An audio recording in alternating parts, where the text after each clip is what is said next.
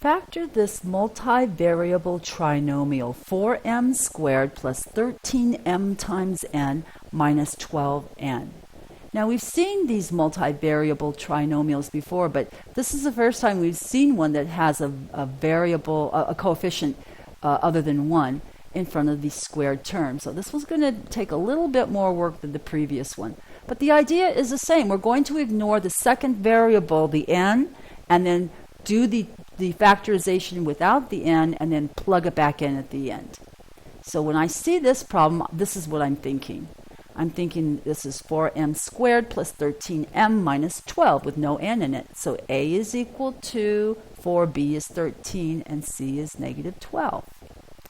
Okay, now when I've got those values, I'm going to use the diamond because this is a hard problem for me. A times c on the top, 4 times negative 12 is negative 48, and then the 13, the b value at the bottom.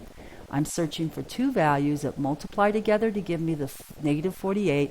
They add together to give me the positive 13. And the two values that will do this are the numbers 16 and negative 3. And I put those in the boxes in my diamond.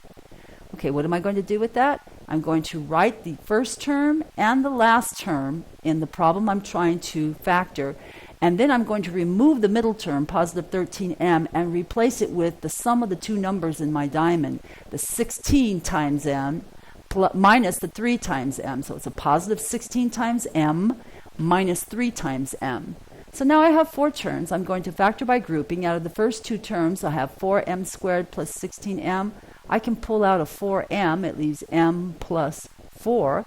And out of the second two terms, I can pull out a negative 3, and it leaves what I wanted to leave, the same m plus 4. So you see the miracle factor popped out of both sides. I can now take the two miracle factors and put them together in the front, factor them out, m plus 4. And then for the second parenthesis, I ask myself, what remains when I strip away the m plus 4 from the first term above? It leaves 4m.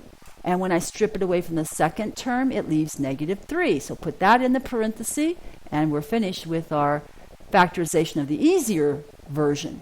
So we go back to the original problem, 4m squared plus 13mn minus 12n.